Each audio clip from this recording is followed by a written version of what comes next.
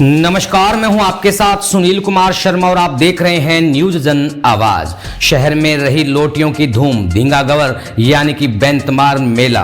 पद्मसर और रानीसर तालाब से लोटियां भरकर लाई तीजड़ियां रचेंगी विभिन्न संवाद। जोधपुर से राजस्थान स्टेट हेड चित्रेश बोहरा की ग्राउंड रिपोर्ट। अखंड सौभाग्य, सुहाग व महिला सशक्तिकरण से जुड़ा धींगा गवर मेला यानी कि बेंतमार आज रविवार रात श्रद्धा, उल्लास, उमंग व मस्ती के साथ मनाया जाएगा। रविवार की पूरी रात यानी कि आज भीतरी शहर की सड़कों पर महिलाओं का ही राज होगा। इस मेले के लिए इन दिनों तीजड़ियों का पूजन अंतिम दौर में है। शनिवार को शहर के अलग अलग मोहल्लों में पूजन किया गया। वहीं बेंतमार मेले में अलग अलग रूप धरने की तैयारियां भी शुरू हो गई हैं। पूजन के 15वें दिन आज तीजड़ियां पद्मसर और रानीसर तालाब से लोटियां भरकर लाई। इसके साथ ही भीतरी शहर में 1 दर्जन से ज्यादा स्थानों पर मेले के दिन गवर बैठाने के लिए भी तैयारियां जोरों पर है। सूर्य नगरी में धींगा गवर उत्सव की रंगत परवान पर है। आज तीजड़ियां ढोल नगाड़ों के साथ सरोवरों से लोटियां लेकर आई। रविवार रात यानी कि आज रात को महिलाओं को समर्पित अनूठा आयोजन होगा, जिसमें वे गली मोहल्लों और बाजारों में गवर माता के दर्शन के लिए निकलेंगी। महिलाएं अलग अलग स्वांग रचकर उत्सव में भाग लेंगी। कोई गवर तो कोई ईसर का रूप धारण करेंगी।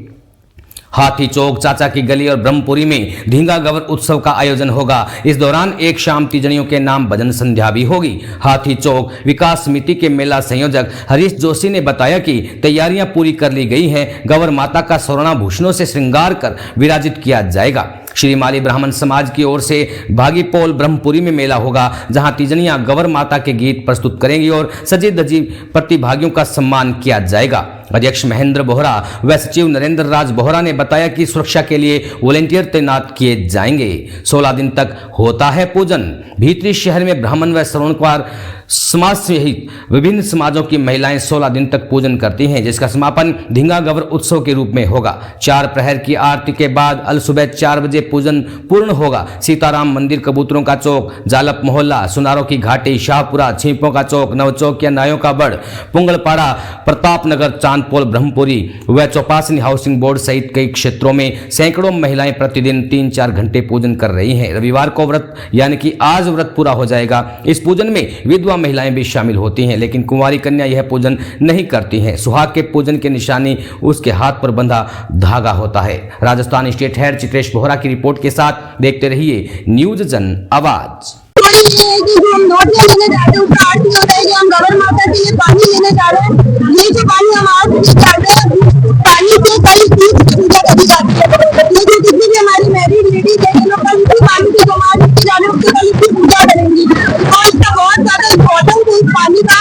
ऐसा माना जाता है कि गंगा माता का पानी अगर रानी से तालाब से लाया जाए तो मतलब ऐसा माना हमारी गंगा माता करने जाती है, बहुत खुश होती है। और उसका सिग्निफिकेंस भी पानी पूजा की जाया जाता है। कल का कार्यक्रम होगा धींगा गवर का मेला जो होगा, उसमें रात्रि जो होता है उसमें जितनी भी सारी लोगों ने जो पूजा करती है और यहाँ पर जाती है 5 टाइम की आरती करती है गवर माता की। और तालाब में भी कल पूजा करती है। जब कल का पूरा रात निकल जाता है वो सुबह आरती वाली 4 बजे बाद गवर माता की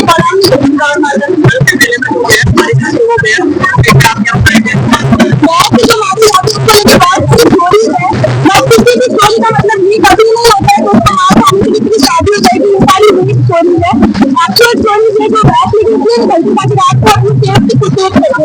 तो एक्चुअली ये लेडीज का मेला होता है एंड इसलिए एडवाइस भी करी जाती है कि जेंट्स ना आए। लेकिन जैसे आप लोग देख रहे हैं आजकल के जेंट्स, उन लोगों को मार खाने का शौक आता है, इसलिए वो आते हैं। This is very well identified.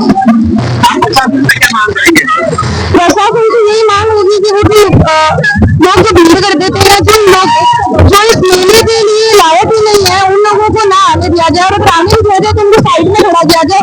जो मेन रोड जो हमेशा सिर्फ और सिर्फ लेडीज के लिए रखी जाए। और जैसे कि सारी लेडीज कहती है कि जो शादीशुदा नहीं है उनको करना ना। गवर माता ने खड़ेंगे नहीं खम्मा बोल गवर माता की जय। तो जैसे कि आपने देखा कि बड़ी गवर का महीना चल रहा है, चैत का महीना है, इसमें बड़ी गवर मनाते हैं। तो बड़ी गवर का मानना ऐसा है कि भाई ये जो सिर्फ शादीशुदा औरतें हैं वो पूछती है बड़ी गवर। इसके पीछे ये कि वो अपने सुहाग के लिए इसको पूछती है। और ये चैत के महीने में आता है, छोटी गणगौर के बाद आता है। बड़ी गवर को शिव जी की पत्नी माना गया है, पार्वती जी का रूप माना गया है बड़ी गवर को, और इसको पूजने का बहुत महत्व है। जैसे कि हमारे जोधपुर में तो इसका बहुत ज्यादा महत्व है।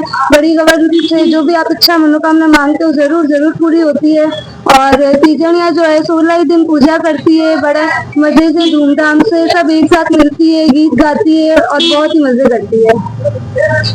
आप कितने वर्ष से पूजा नहीं देखो, हम लोग अनमैरिड है, हम लोग सिर्फ लोटो के मेले में आते हैं। ये जो गवर होती है वो सिर्फ मैरिड गर्ल्स लेडीज जो होती है वो पूछती है, और इसका माना जाता है कि लगातार 16 साल तक इसकी पूजा करनी चाहिए।